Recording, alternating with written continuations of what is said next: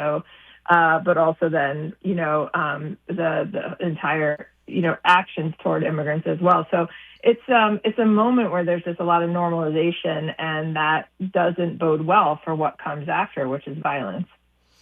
Yeah, well, yeah. And one of the things that you connect the dots on, in a way that I haven't quite seen done before, is this issue of gender polarization, misogyny, the hate of women, you know, and these and all of its little bedfellows, which we see on the internet, right, with the manosphere and the sort of uh, anti-LGBTQ, anti-trans women kind of rhetoric that goes unchecked on the internet, connecting the dots between that and extremism and extreme Yeah. political thought.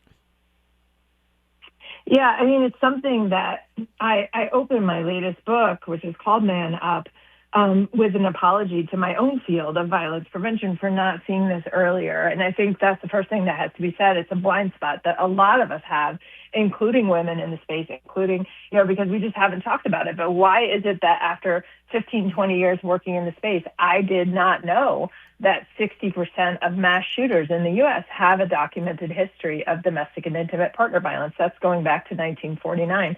So that's school shooters, workplace shooters, terrorist shooters, other mass shootings. There's these signs that are warning signs or red flags earlier. We also know that that hostile sexism or misogyny is one of the top three predictors, and sometimes the top predictor of support for political violence and willingness to engage in it. Again, that's not something I knew, and I work on the prevention of political violence. So these things have been silent for a really long time. And I think when you start to look at how can we prevent violence, which is really where I work, we have to start at some of the most common denominators. And one of those is the treatment of women and LGBTQ folks, but also the gender policing of men, the homophobic bullying that men experience, Mm, especially as teenagers and kids, is a mm-hmm. big part of it. Interesting. So it's kind of like the regulation of what manhood is or what gender roles are, no matter how you're how you're expressing or manifesting those gender roles. Yeah, exactly. And one of the reasons I like thinking about it that way is because, I've interviewed men and boys in and around violent scenes my whole life and my whole academic life. And, it just took me a long time to hear what they were saying on some of these issues or ask the right questions, like asking them what it is that you think people don't understand what it is to be a boy your age, right? I asked a 16-year-old that, and he said immediately, I don't think people understand what it's like to suddenly realize the world sees you as dangerous. And, that's a big, that's a lot of boys and men describe. A lot of girls, most girls say they knew they were a woman once they started getting catcalled, which happens around 11 or 12. So they started getting the attention, the sexual attention of 11 men or that was 12. unwanted. Yeah, exactly. Right. So as 11 soon or as they hit puberty, 12. I Ew. know exactly. It's disgusting. And it is a very universal experience. It comes up again and again in interviews. But boys say, or young men say, they knew they were, the experience of becoming a man was when they realized the rest of the world sees them as a threat. So those two things are like we need to be in a lot more conversation about, both of how girls and women are treated by men and then how boys and men are treated by other men and by society. Both of those can lead to outcomes of a lot of anger, and especially for men who are, 96 to 98% of mass shooters, the trajectory toward violence is something that we can interrupt with some of these conversations and earlier interventions. So when we look at this, the rise of the incel culture, the involuntary celibate culture, Yeah. which also has this violent kind of rhetoric. Yeah. When we look at the rise of that culture and the so-called manosphere, which very polarizing battle of the sexes that happens online, it's not it's not isolated to male female relations in terms of romantic interaction or marriage or dating. It's really spread into the whole kind of outlook of those folks, Yeah. societal, political outlook of folks that are involved in those spaces, right? Yeah, absolutely. And, part of what we see, I just finished a study with a global group of scholars of young men's TikTok video consumption. And we, it's an incredible study that was about kind of where does the line happen between kind of healthy or fine or normal masculine content online about fitness or dating advice or finance advice, right? Those are really key pathways, like a self-help search that teenager or young men might have, like, how do I get a girlfriend, or how can I get rich, or Right. how can I get bigger, right? These are the searches. And then sometimes that you get healthy and fine advice, right, about eating more protein or how to meet people or some guidance, but sometimes that veers into really unhealthy advice about taking testosterone or peptide injections or getting bone smashing practices like hitting your jaw with a hammer. I mean, that stuff is pseudoscience, not true, is not going to give you that lantern-shaped jaw, but still boys are doing it. And so, some of this stuff is really dangerous and toxic, but it's packaged as self-help content. And sometimes it's packaged with somebody like Andrew Tate saying, boys and men are suffering and I'm the only one that will talk about it, and then giving you an action plan for success that, first of all, you have to pay for, so they're profiteers. And second of all, they're telling you the solution is to be more dominant and aggressive and have control over women, even in violent ways. So it doesn't work out very well for young men either, but it can be really seductive to have this package of solutions being offered to you, and sometimes in a really gradual way, from healthy content to unhealthy content through recommendations of videos or algorithms. Wow. We're talking with Dr. Cynthia Miller-Idriss. She is an expert here. Her latest book, Man Up, The New Misogyny, The Rise of Violent Extremism. We'll continue the conversation when we come forward on KBLA Talk 1580. The station you turn to when you've had it up to here with cultural incompetence. KBLA Talk 1580.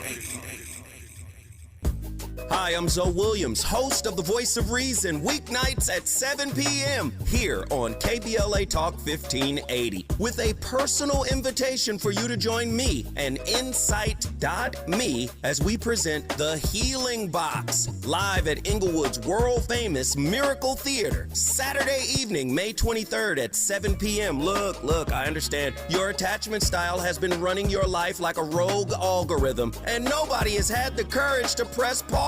Until now, Dr. Pacoya McCall and yours truly are curating a night where clinicians, spiritualists, and an all-star panel of Black woman healers like Dr. Shalonda Sunshine Crawford, Dr. Jashana Johnson, and spiritualist Precious McGill will join some amazing spoken word artists and the legendary comedian Louis Dix to diagnose, disrupt, and heal your relational wreckage in real time.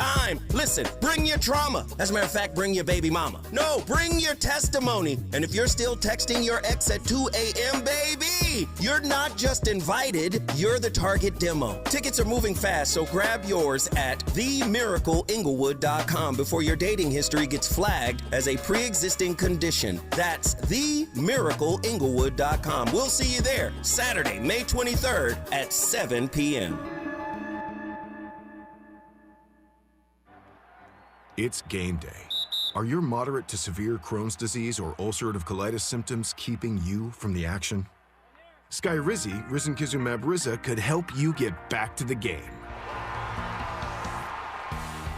Skyrizi is proven to help people feel significant symptom relief, achieve remission, and visibly improve damage of the intestinal lining. Skyrizi is a prescription injection medicine for adults. Don't use if allergic to Skyrizi. Serious allergic reactions, increased infections, or lower ability to fight them may occur. Before treatment, get checked for infections and tuberculosis. Tell your doctor about any flu-like symptoms or vaccines. Liver problems leading to hospitalization may occur when treated for Crohn's or ulcerative colitis. Control is everything to me. Ask your doctor about Skyrizi, the #1 prescribed biologic in Crohn's and ulcerative colitis combined. Learn more at skyrizi.com or 1-866-SKYRIZI. The joint will be jumping.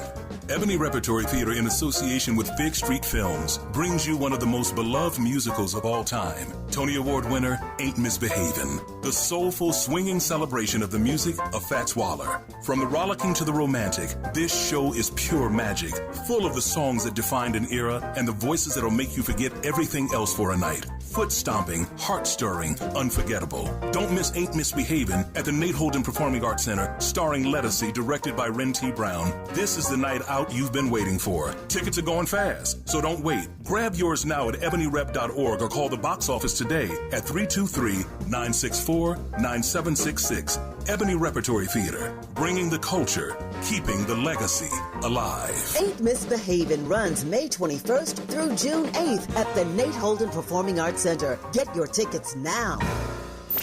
Thanks for waking up with Dominique DePrima on KBLA Talk 1580. I absolutely appreciate you being here, and we're streaming on YouTube and Facebook as per usual at KBLA 1580. If you want to see what's going on around here, we're talking with Dr. Cynthia Miller-Idriss. She's a founding director of the Polarization and Extremism Research and Innovation Lab, aka PERIL. The conversation about extremism in this country, I find it pretty uneven. We've seen a couple of FBI memos over the years citing domestic terror as our top security priority here. We just got a new memo from the Trump administration, a counterterrorism strategy memo that names 3 categories of what they're calling terrorists: Islamist groups, groups like ISIS, drug cartels, and what they call violent left-wing extremists. They say ideology is un-American, pro-transgender, and anarchist. So no mention of right-wing terror groups at all. And putting the pro-transgender community, of which I would count myself one because I'm a supporter of rights and safety for everybody, in the same category with drug cartels. What do you make of that? How do you process that? What does that do? I feel like there's so much confusion already about what constitutes extremism and terrorism. Yeah, it's really frustrating to see because we already have blind spots in this country after 9/11, where we built the entire Department of Security out of that event. And yes, there is and always has been a threat of international terrorism from Islamist groups, but it blinded us to what, starting in around 2009, after Obama's election, became the most pressing and lethal threat, which is white supremacist extremism and unlawful militias. And actually, in October 2020, under the first Trump administration, the DHS issued its own new policy guidance that said that this is now the most pressing and lethal threat, those 2 categories. And after January 6th, really became much more politicized. And so you see that language drop, even though that's still, over the last 10 years, where the biggest threat has been. So, in addition to that, now issuing a new guidance saying the biggest danger is from Islamist left-wing groups, and especially anti-trans kind of language there, is just not where the data is. And so what we have is just misinformation circulating that is going to lead people to not look at the real threats or feel like they can't look at the real threats. And so states and localities are really left on their own, I think, here to just determine how they pursue where are the most pressing and lethal threats and how you keep communities safe. So it doesn't keep communities safer if you're not focusing on what the data says, which is, yes, there has been a rise in left-wing extremism and violence, and you have to acknowledge that, but it's still not where the data says the biggest threats are. And we're not even naming what the biggest threats are, which is still white supremacist extremism and unlawful militias. When you talk about a rise in left-wing violence and extremism, what are you seeing? So we are seeing, some of this is like there have been 3 assassination attempts on President Trump. One of whom was also wanted to assassinate former President Biden. So you can't even call that ideological. But we have, something like a revenge-driven assassination of a healthcare CEO that got, celebrated in very strong terms as anti-capitalist. So I think that was really a revenge, a personal grievance-oriented thing, but it became a political type of event. And we have seen other types of violence erupts out of political protests and more rising anti-Semitism from the left, for example. But let me stop you right there for a second. But let me Yeah. stop you right there for a second, because when we talk about violent anti-Semitism from the left, many times I feel like what they're calling anti-Semitism are anti-Zionism or anti-Israel protests, Israeli, and right. that's Yeah. not the same as Yeah. anti-Semitic. I mean, I Yeah. feel like, so I when I hear that talking point, I wonder if it's really true, and it might be true. I'm not looking at the data, but Yeah. when I hear, protesting against the genocide in Gaza being called anti-Semitic, then it makes me doubt the other data, because I know that's not driven by anti-Semitism. Yeah, right. So what I'm talking about here is like something like the arson attack on Governor Shapiro's home in Pennsylvania, right? Or the murder of 2 young people outside the Jewish Museum in D.C., where you have this trope that plays out that says ordinary Jews are responsible, that for the actions of the state of Israel. Like political critique is absolutely, not anti-Semitic, except when you start to see these, it's violent attacks, a firebombing or a Molotov cocktail thrown at a protest, for example. That's where the legitimate data gathering would say this is attacking an ordinary person for the state. It's not a political protest at an embassy. It's a attack at a synagogue, right? For example. Yeah. So that's the difference. And so that's where I think we have seen increases in that because of this false identification of ordinary Jewish people with the actions of a state, of a country somewhere else. So that's where you absolutely have to distinguish between allowable political protest against a genocide, protest against the actions of a state, with attacks that are violent, directed toward individuals who are not responsible for the actions of those states just because they're Jewish. Right. Got it. I mean, yeah, you don't get to kill people. You don't get to blow up their places of worship, et cetera, et Right. cetera. Here in the state of California, you talk about states regulating their own violence wherever it's coming from. Right now in the state of California, we have one of the leading candidates to be governor of this state, which is actually, if it was a country, it's the 4th largest economy in the world, is a member of a group called the Oath Keepers, or was a member. He says he's no longer a member, but does not disavow their outlook, their philosophy, even their actions on January 6th. So tell us a little bit more about Oath Keepers. Mm-hmm.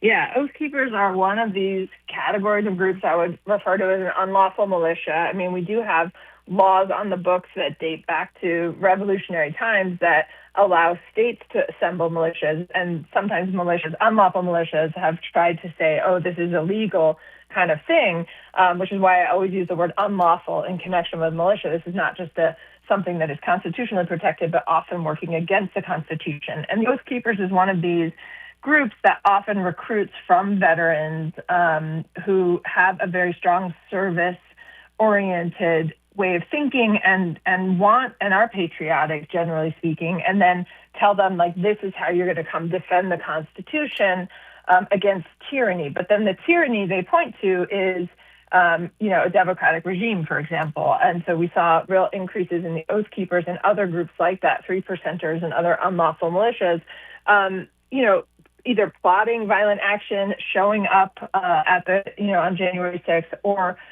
going out into the woods and practicing and getting ready to practice violent actions. And so they're dangerous. They manipulate veterans, and they engage unlawfully in activity that is fakely, sort of falsely claimed to be in protection of the Constitution. So it's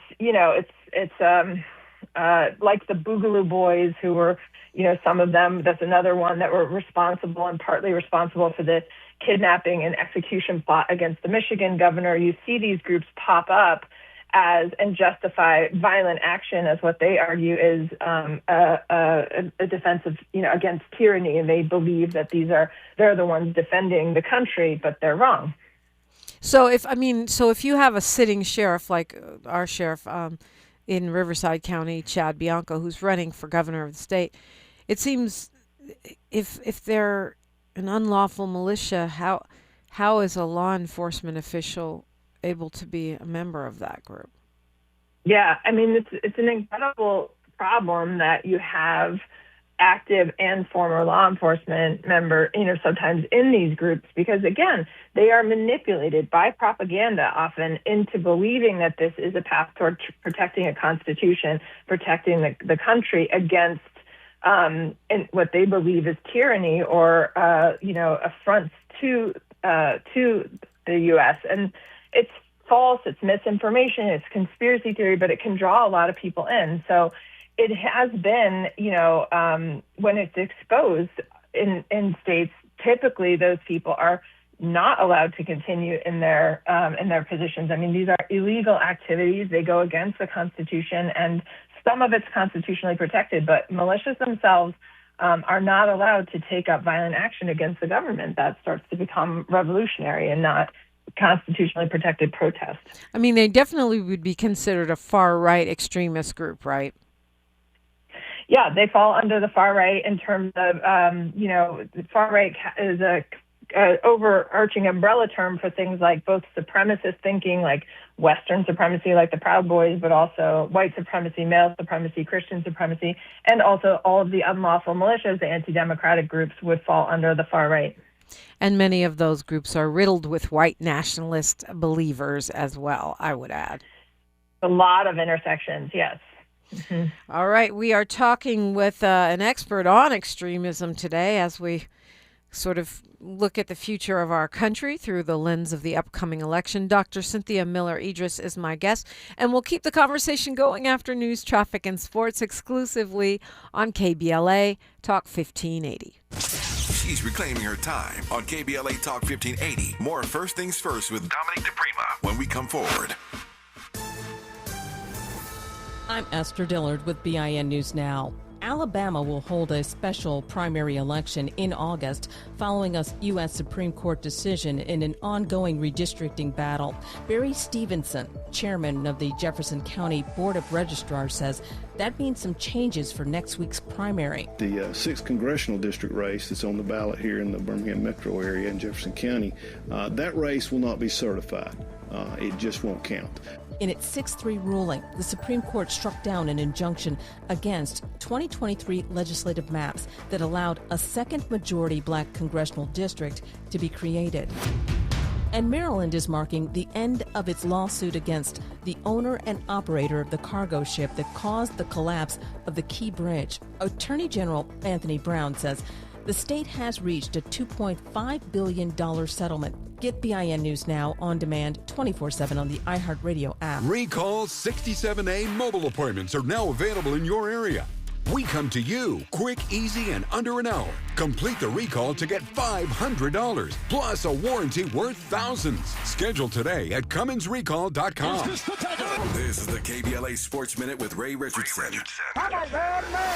The Dodgers snapped a 4-game losing streak Wednesday night with a 4-0 win over San Francisco at Dodger Stadium. Shohei Ohtani was not in the batting lineup, but he was impressive on the mound. He allowed only 4 hits in 7 innings and struck out 8. The Dodgers have been struggling lately. The 2-time World Series champions are 4-9 since April 27th. Former Dodgers outfielder Jason Hayward, one of only 2 African Americans on the Dodgers roster over the past 3 seasons, has been hired as a special assistant in the Dodgers organization.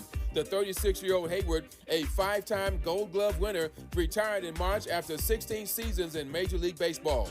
Charlie Neal, longtime voice of HBCU sports, passed away Wednesday. Neal was 80. Neal was at BET for 24 years before moving over to ESPN in 2005 to continue his outstanding HBCU coverage. No debates, no speculation, just the info you need. That's your KBLA Sports Minute. I'm Ray Richardson on KBLA Talk 1580. Let me tell you something about Los Angeles. This city doesn't have small problems, so it damn sure doesn't need small, weak leadership. That's why I support Karen Bass. She walked into a system that was slow, broken, and reluctant to change. She cut through red tape and started moving people off the streets into housing. She created the Office of Community Safety to make our neighborhood safer, supported wage increases for many underpaid workers, expanded contract opportunities for small minority business, and signed an executive order to give formerly incarcerated people a second chance. Karen Bass is about real change. I'm Samuel L. Jackson, and I've seen a lot of people talk tough. Karen Bass is tough. That's why I'm voting for Karen Bass, and you should too. So vote today. You received your ballot in the mail by now. You don't even have to go to the polls. Just fill out your ballot and hand it to your postal worker. No stamp needed.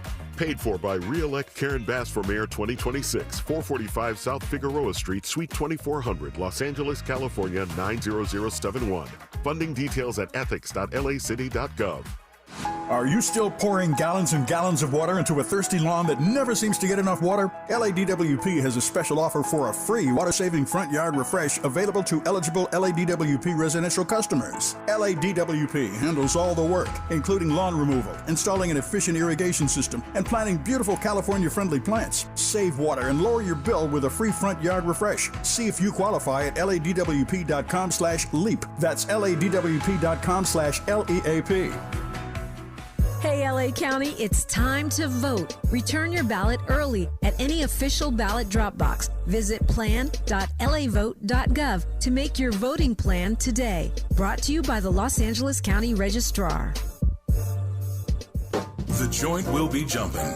Ebony Repertory Theater, in association with Fig Street Films, brings you one of the most beloved musicals of all time. Tony Award winner, Ain't Misbehavin'. The soulful, swinging celebration of the music of Fats Waller. From the rollicking to the romantic, this show is pure magic, full of the songs that defined an era and the voices that'll make you forget everything else for a night. Foot stomping, heart stirring, unforgettable. Don't miss Ain't Misbehavin' at the Nate Holden Performing Arts Center, starring Lettucey, directed by Ren T. Brown. This is the night out you've been waiting for. Tickets are going fast, so don't wait. Grab yours now at ebonyrep.org or call the box office today at 323-964-9766. Ebony Repertory Theater, bringing the culture, keeping the legacy alive. Ain't Misbehavin' runs May 21st through June 8th at the Nate Holden Performing Arts Center. Get your tickets now.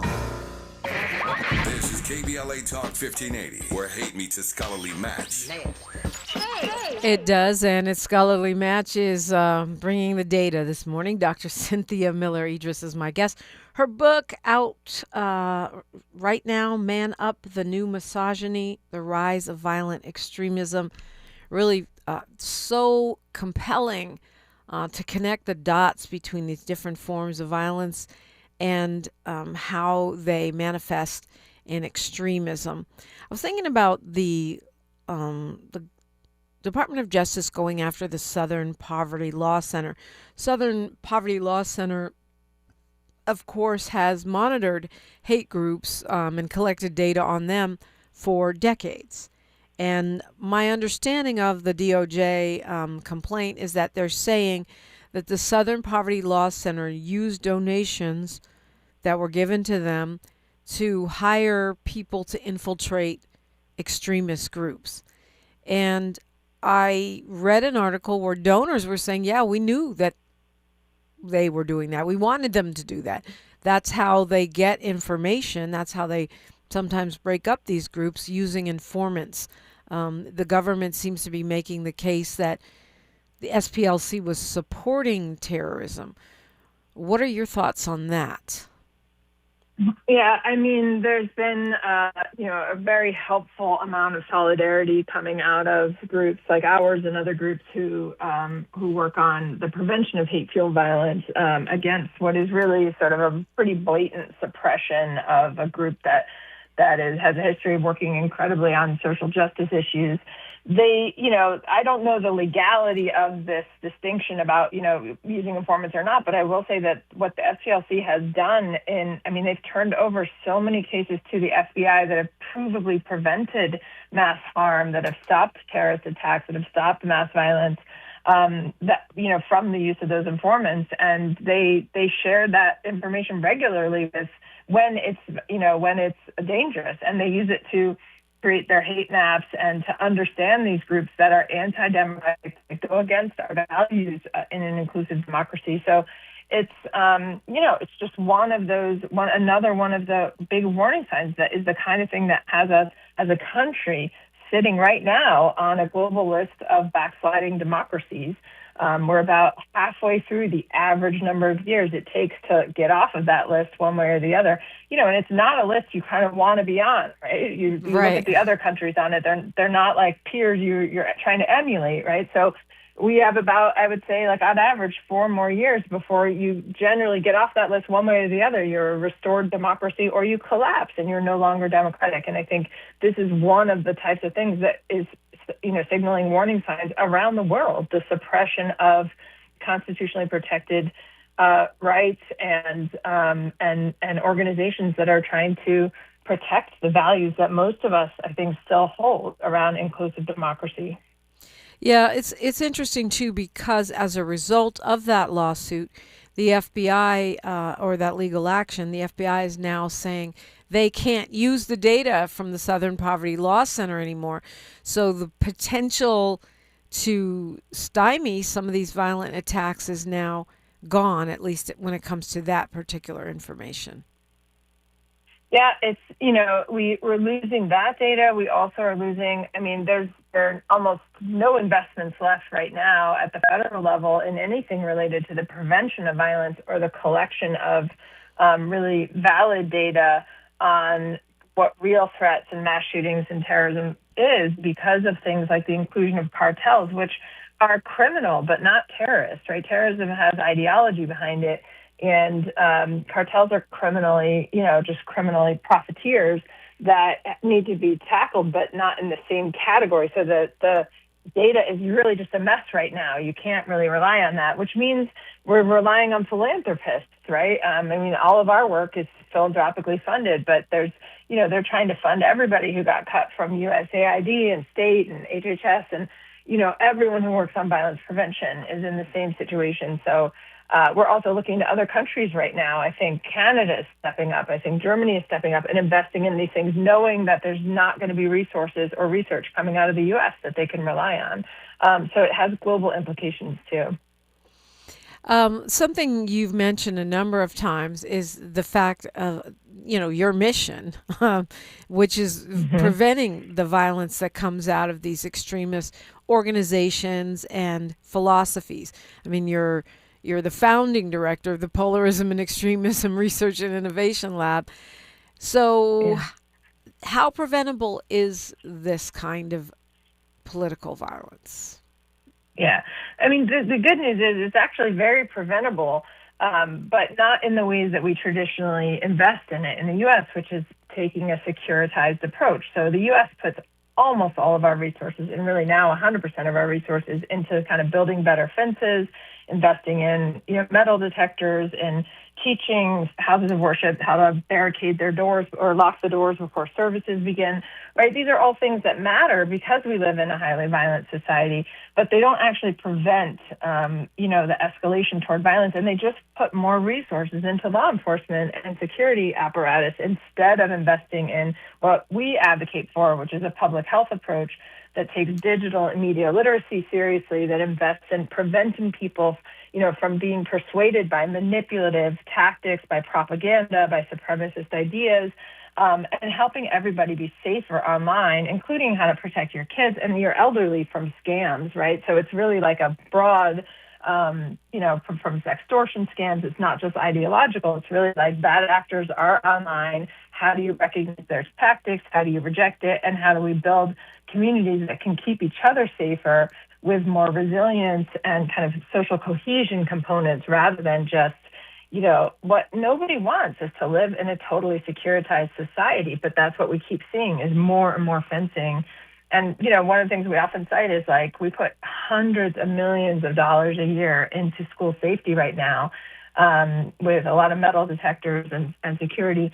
But most kids who get shot in school shootings get shot in the parking lot, right? So, like, how far out do you move those fences? You just can't keep a society safe that way, especially when we have 400 million guns. So you have to invest earlier and upstream, and that's where there's really good evidence. You can prevent people from being persuaded by it if you get to them before they believe it. So interesting and so important. So you mentioned digital media literacy, and one of the things I'm a huge believer in is teaching more media literacy, not just to prevent people from being radicalized online, but also so that they can start to detect mis and disinformation, which is, I imagine, going to be even harder to do now with the rise of these AI videos and deep fakes, which are getting more and more convincing. Where would a person or an organization turn for really robust digital media literacy training? Yeah. So we have everything on our website, which I'll say is www.perilresearch.com, PERIL, PERIL, research.com. Everything there are downloadable resources and videos that are free to the public. So we get philanthropists to pay for it and underwrite it through foundations and work, and then we design it and make it free for the public. So we have a digital media literacy curriculum for kindergartners through sixth graders that's fantastic and meets all standards, and it's in hundreds and hundreds of schools across the country now. Around Duck, it's around an animated characters, a series of characters who encounter misinformation in school, and how they kind of are taught to recognize and trust sources online. So that's one. Another is common sense media. That's a big source for a lot of parents to help understand what the media their kids are consuming. So I think, we're getting there with more evidence of what works. What we find, we do a lot of what's called pre-bunking with short form video, which is teaching people about the manipulative tactics that they encounter online. And so they can recognize and reject them when they see it. And that is much more effective than counter-arguing. So if you're going to teach people about why scientific racism is false, right? It doesn't help to come at them with arguments about brain size and this isn't true. But you can teach people how you recognize that an actor is trying to convince you by saying, "Oh, just do your own research," or this is I'm the brave truth teller, right? There are these kind of tropes that they use, like I lost my wife, I lost my job by telling you the truth. We saw that a lot with anti-vax content. So you can recognize some of the real common tactics that people use to try to persuade you, and then just think twice, right? And the beauty of that approach is that you're not teaching people what to think, you're teaching them how to think. Yeah, and that's a key difference here. You talked about getting media literacy to young people. I would argue we need it for our elders and our old selves as well. We'll talk about that and some of the tropes you were mentioning, some more resources when we come forward. Our conversation is with Dr. Cynthia Miller-Idriss, and you're listening to KBLA Talk 1580. First with Dominic DePrima when we come forward. Hi, I'm Fred Martin, founder of Compton Kids Club. I just want to talk about the authenticity and tell y'all about my homeboy, Tom Steyer. Tom is a rock star. When I met him, Tom gave a grant to schools in San Francisco. All the kids were on probation. We were flying instructors for 2 years to come and help those kids doing performing arts and turning their life around. Some of the kids that he supported, they've graduated from UCLA. Let's fast forward. Tom is in schools in Compton, hanging out with the kids in the piano classes. Brother Tom Steyer hangs out in the studio with us. These are the seeds that he's planted. This has nothing to do with elections. What's coming out of his mouth is not a campaign speech. It's authentic, and when he say he walks away from a business because he want to do his values, he ain't making that up because he's running for governor. This man is real. Ad paid for by Steyer for Governor 2026. Tired of traffic? Metro D-Line runs Wilshire now with 3 new stops from downtown LA to Beverly Hills. No parking, no stress. Metro D-Line, the faster way across LA. Let's be real. For too long, too many of our students have sat in overcrowded classrooms in underfunded public schools. But as head of the San Diego School Board, Richard Barrera changed that. Under Barrera's leadership, student literacy rose from the state average all the way to #1 among major urban school districts. Barrera led the way for smaller classrooms and for teachers to be paid what they're worth. Barrera funded more counselors and mental health services, and community schools that teach real-world skills for future jobs. A community organizer who became an education leader to fight for our kids. The only candidate for State Superintendent of Public Instruction. Backed by the 310,000 classroom educators of the California Teachers Association. Vote Democrat Richard Barrera for state superintendent. Ad paid for by California Teachers Association Independent Expenditure Committee, not authorized by a candidate or committee controlled by a candidate. Lena Bloom for the Bail Project. Imagine you're stuck in a jail cell and you can't afford bail and someone offers you a way out. Just plead guilty and you can go home and kiss your kids goodnight. What do you do? What thousands have. You plead guilty whether you are or not. Cash bail makes poverty a crime. That's why the Bail Project helps those who can't afford it while fighting to end cash bail. Because freedom should be free. Brought to you by the Ad Council. Knock, knock, Capital One Bank guy. Wow, Charles Barkley? I just moved into the neighborhood. Can I borrow some Wi-Fi? Sure, Chuck. That's what the Capital One Cafe is here for, open 7 days a week. Oh, can I use your ATM? My dog walker only takes cash. Anything for a neighbor. Can I try the catchphrase? Sure, take it for a spin. There's no fees and minimums on Capital One checking accounts. Nice, Chuck. I'll take it from here. Capital One, what's in your wallet? Terms apply. Visit CapitalOne.com/bankguide for details. Capital One and a member FDIC. KBLA Talk 1580. We've got a lot to talk about.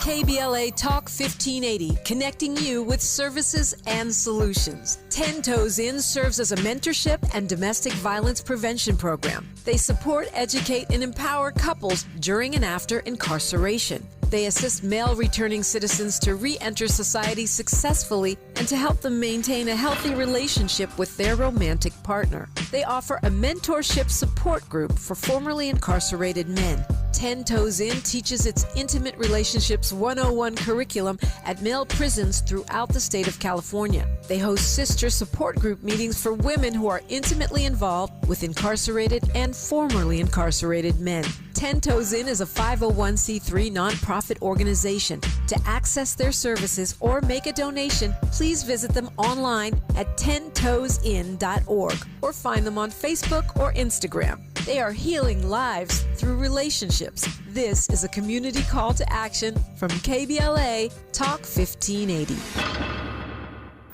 The conversation continues right now with Dominique DePrima on First Things First. She's an award-winning scholar and author writing about extremism and radicalization. She has testified before Congress numerous times, and she's also a professor at the American University in Washington, D.C. The book, you can get the book and learn a little bit more or a lot more yourself. Man Up, The New Misogyny, The Rise of Violent Extremism is the title. We were talking about digital media literacy, and you queued up a bunch of resources for parents and for kids. What about the older folks? I feel like a lot of the DMs that I get with weird video that's AI or fake is coming from people over 50, over 60 maybe. Yeah, it's a really interesting challenge for folks like us who work on the prevention side of it but are totally philanthropically funded, because our experience has been we have been trying for a while to try to get a resource out there for the elderly, especially given things like, I think the AARP's magazine, it has the highest circulation in the whole country of any magazine that gets delivered. Like, people still read magazine. It was incredible. Like, it's a great way to reach people. You could get an actual, in-print article. You reach. It's a very big organization, but it's hard to get funders to want to fund that. And because people want to fund youth, right? They want to fund the future. They want to fund, and youth are more likely to be violent, and so that's true. But elders are more likely to vote. Exactly, I totally agree. And they get scammed, right? I mean, some of these same tactics are financial scams, especially using AI voices with their grandchildren. Or oh my goodness, this happened with my own mom, and she was one of the more, my mom's was really smart. She was probably a genius. She called me and said, is my grandson in London stranded? Mom, he's 8. How could he be in London stranded? Yeah. Wow. Yeah. We also happened to my dad too. Clicked on a Facebook ad that, he thought was going to give him something free. And it just, and ended up, luckily stopped before he gave away all his information. But I've heard from so many peers, people in their 50s and 60s who have parents in their 70s, 80s. who are just losing money, maybe embarrassed, don't talk about it, don't tell anybody about it. And so I think there's a lot of, and then also the misinformation around political candidates, the misinformation around all kinds of things, right? And so you want these people are voting, you want to keep people engaging, you want to keep them safe. If any foundations are out there listening, like, please, it doesn't have to be us, but really do start to think about investing in our elderly populations and our elders and keeping them safe too. Wow, that's wild. Yeah, and definitely if any politicians are listening, you might want to think about funding that, because those are your voters that are getting misled. Yeah, exactly. What other, I guess, red flags, resources can you share with us as far as, particularly when we're consuming information online? Yeah, I think, one of the things I think it's really interesting for people to think about, a lot of people feel really helpless right now, hopeless. They look at their kids, they don't know what their kids are consuming. It can be very hard. And even when you have all the protections in place, kids are seeing stuff that you don't want them to see, right? A lot of violence, a lot of abuse of animals and of other children, like that pops up on their feed that they shouldn't be, and then they don't know what to do with it, they don't know what to process, and they often don't tell a parent. This is what kids tell me, because they're afraid they're going to lose their phone. So, when there's algorithmic fails, like there was an algorithm fail on Instagram and Meta last year where kids' phones, a lot of people's phones, but kids more were affected, had a lot of really violent content. And then Meta apologized for it the next day. But kids who told me about it, across the country, I started asking, did you experience this on February 26th? And only 2 kids ever said they had told an adult. One was a sibling, one was a trusted adult. And in both cases, they either lost their phone or they lost access to that app. And that's, so I think one of the things we help parents understand is not to criticize parenting if you take away the phone, but it's really important to try to have these sort of non-judgmental conversations with kids about what they're seeing in advance, ideally at a time when it's quiet, not in crisis, so that they will come to you when they get an inappropriate picture from someone, a photo from a stranger across a Snapchat. This is what happens to a lot of kids we've talked to. And then they don't know what to do, and that can open up conversations. So the most important thing is that a kid has somebody to go to. Doesn't have to be the parent, but aunts and uncles play a huge role, soccer coaches, mentors, faith leaders, youth group leaders. And we often kids are really left alone having seen something online or talked to someone online that they maybe shouldn't have, and then they're afraid or ashamed to tell an adult. And I think that's just a whole different level of parenting that we just haven't been able to, equip parents for because it's new. And so, we do a lot of work with parents, and there are resources for parents out there online. It doesn't take that long. It takes our parents only 7 minutes of reading on average to be better informed, more confident, and more willing to intervene with a child. Doesn't even have to be their own child. Often it's in the carpool. So I want parents to know and that there's resources and there's help, and that, everybody feels scared and helpless about the state of the country and what your kids are seeing online and what their futures are going to look like, but you're not alone in it. And I think that can sometimes just be a helpful message for people to know. We are not alone in it, and I feel like literacy is the only way to go, because there's no way you're going to control every single thing your kids see online. I don't care how many controls you have. I don't even care if you take away their phone. They're sitting next to a kid who has a phone. We've got to teach them how to see through and be able to read between the lines. PERILresearch.com, PERIL research.com. That's your website. It sounds like there's some great resources there for folks, for parents and kids. It's just like when people were trying to ban, music. You're never, ever going to keep your children away from everything. We find a way. And so we've got to find a way to help people be able to make their own decisions. You can't watch your kids 24/7. I tried it. It doesn't work.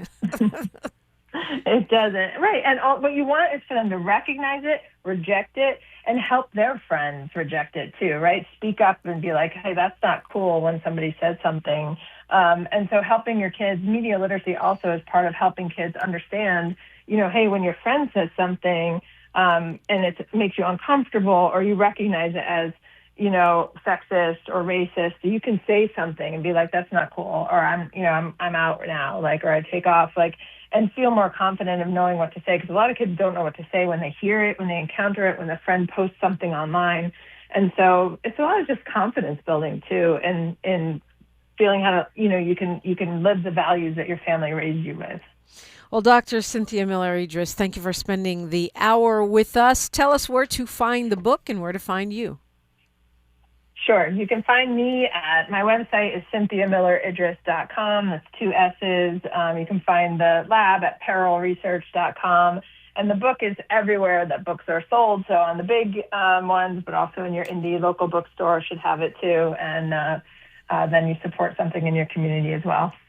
Thank you so much. That book, by the way, Man Up, The New Misogyny, The Rise of Violent Extremism. I so appreciate the conversation. Thanks for having me. Tavis Smiley's got his Thursday show. That means chock full of guests from start to finish, and it'll be a great conversation. As per usual, we will end up smarter than we started. Don't forget to tap in with us on social media. We're at KBLA 1580 everywhere, and we do appreciate the follow, the engagement, even the smart aleck comments make us stronger. You can find my podcasts, shows you missed, whether it's Crazy Bone or whether it's election guests and issues. You can find them wherever you get your podcasts for free.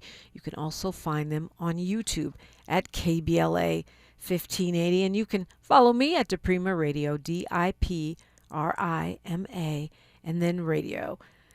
Like my mama, the poet laureate of San Francisco, the late great Diane DiPrima, used to say, history is now. Like I always say, we're making it together.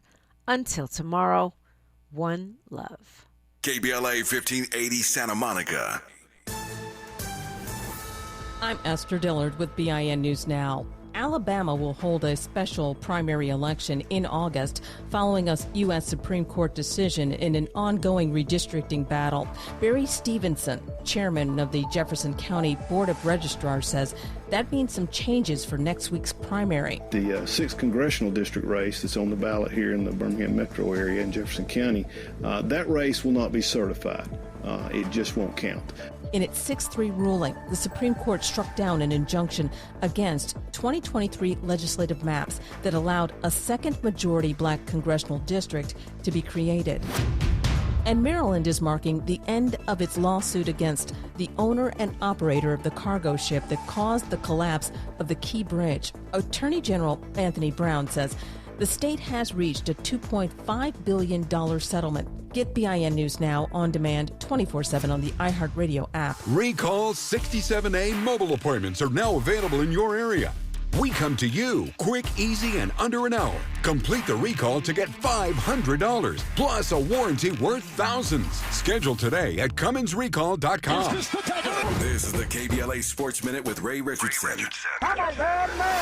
The Dodgers snapped a 4-game losing streak Wednesday night with a 4-0 win over San Francisco at Dodger Stadium. Shohei Ohtani was not in the batting lineup, but he was impressive on the mound. He allowed only 4 hits in 7 innings and struck out 8. The Dodgers have been struggling lately. The 2-time World Series champions are 4-9 since April 27th. Former Dodgers outfielder Jason Hayward, one of only 2 African Americans on the Dodgers roster over the past 3 seasons, has been hired as a special assistant in the Dodgers organization. The 36-year-old Hayward, a 5-time Gold Glove